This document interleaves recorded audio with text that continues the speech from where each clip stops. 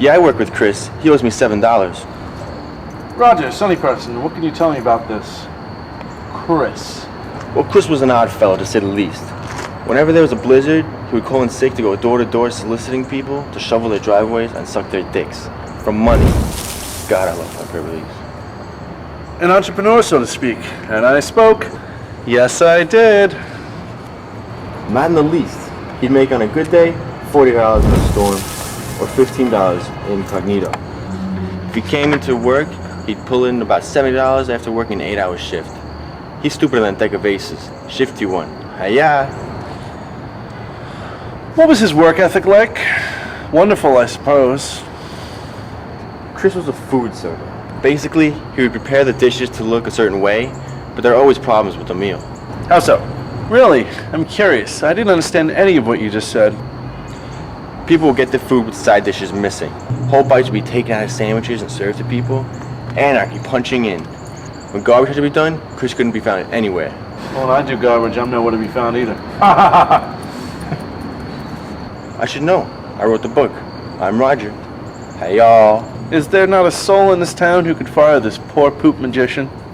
He was union, and you know what I say about unions. No, I don't. I never opened my eyes ever. This manager, in an effort to get Chris out of his hair, put him on overnight cleaning. Dust bunnies galore. That was a complete disaster. The next day I come into work, and I see... Well? Sorry, still a little hard. I understand. Erections last a while. It's okay when we speak. Didn't your mother ever tell you that? I see the king of sex gods, stark naked, with this she-worthy. I nickname everything I don't like. Yes. They were going all at it in the middle of the restaurant, fucking the most sacred of wall decorations. My word.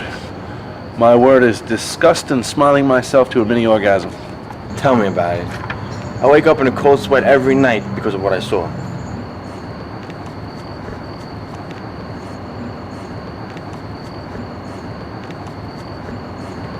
It's gonna be okay, dog. Man. I'm sorry. I'm sorry. But you're a fucking wacko. Someone should send you a bouquet and shoot you. Well, if you're smart like me, Roger, you know how to use the phone. Good day, Roger.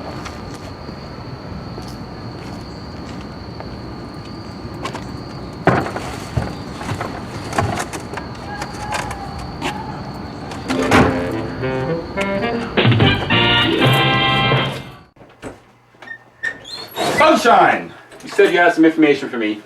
Don't fuck my cousin! Give me the goods. My roommate told me to quarantine the funk I had in town. Zoom, zoom, Captain. Zoom zoom! You told me you had some information for me. Yes, but they will cost you. Cost you money. American money. Pocket money. I won't twist pocket money. First of all, you're a cum dumpster. Secondly, I don't deal with criminals or people who like to hang out with criminals, so I won't bargain. No! No, sorry, Bob. You will. Because my information will lead you to Chris. How much? No, not a price, but a deed. What kind of deeds? Foul, dirty, stinking deeds? A deed to a property, perhaps? A deed to my heart? As you know, I'm running for president of Gary Sharon Fan Club. Oh. I have a bit of history I need erased. The story relates to your case. It all happened a few years ago. Chris was waxing with a boy named Gavin. Gavin Rosenbaum? Gavin in your face? I know that kid. Gavin. Yes. Oh, okay. Yeah. Do not interrupt. I'm sorry. Chris was smoking marijuana with Gavin and left the rolling papers in his room. His father, Thomas, found them and confronted Chris, saying, "Who do you think you are? Some kind of cool breeze smoking marijuana cigarettes? Moon booms?" Nice. Chris denied owning them, saying they belonged to a friend. Being a rational man, his father did not believe him. Chris proceeded to say to his dad, "All right, Dad, the truth is I know a cowboy, and he rolls his own cigarettes. His name is Tex." His dad did not believe him and grounded him for a month. So Chris stormed out of the place, ran down the block, and called his dad from a payphone. When his father answered, Chris disguised his voice in a fake Texan accent, and he said, Hello, this is Tex. Is Chris there? His father replied, Chris, is that you? Chris hung up the phone and ran the hell out of there. Alright. What do you want me to do? Well, I've used that same payphone in the past. I want it stricken from any records, because I fear that I may lose my chance at becoming president of the Gary Sharon fan club. Don't tickle my clit, Frenchie. Give me the goods. I threw a pool party a few years back. Chris brought a bottle of orange soda to the party. Along with that orange soda came She-Worthy. She would be Chris if she wasn't so female.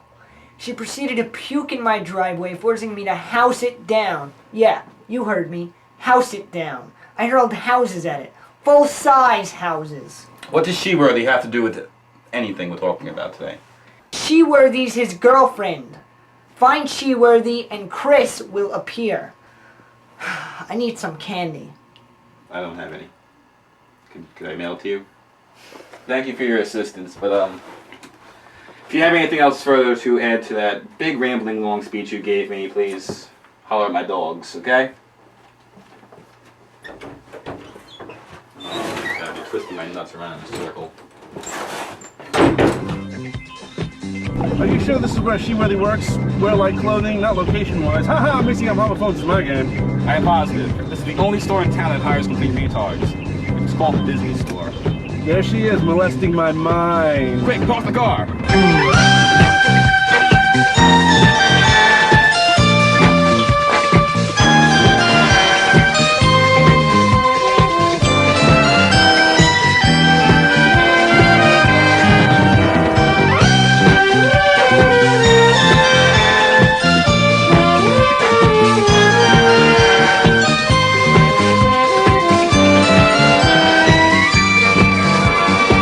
There she is. Excuse me, the She-Worthy? I mean, Jennifer Crocksnoff?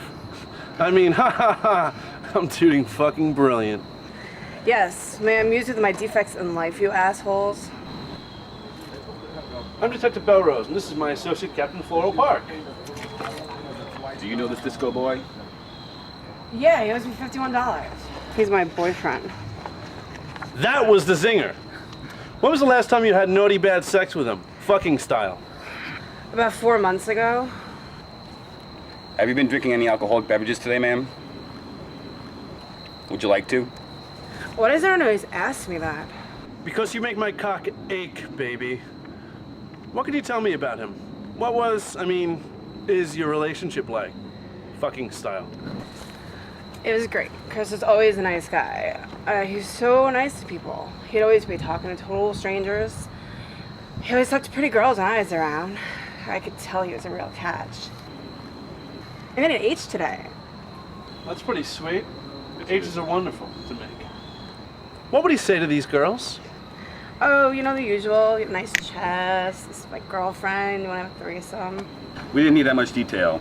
All you had to say was the usual, you know, blah, blah, blah, the weather is fine, blah, blah, blah, go fuck a house. Whenever he went, he seemed to know somebody. And he could never remember any of the girls' phone numbers. Constantly had to get the girls to rewrite their numbers. He's totally a rhombus. Twice a dingus and 4 times a doofus. Thank you for your assistance, but we don't appreciate Roman math right now. If you remember anything else, please feel free to yodel.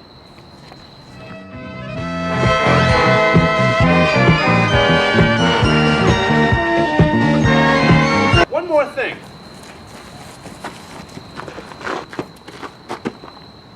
I'm sorry. Can you think of anyone who would have wanted Chris out of the picture? You know, figurative, not like photoshopped. What picture? Out of the way, out of the picture. Whose way was he in? Can you think of anyone who wanted to make imperceptible your male boyfriend? No. Yes. You don't have to call him mad about it. Who's agitated? Who's agitated? Who's agitated now? One more thing. Yeah? What are you doing this weekend? Hot. Let's go.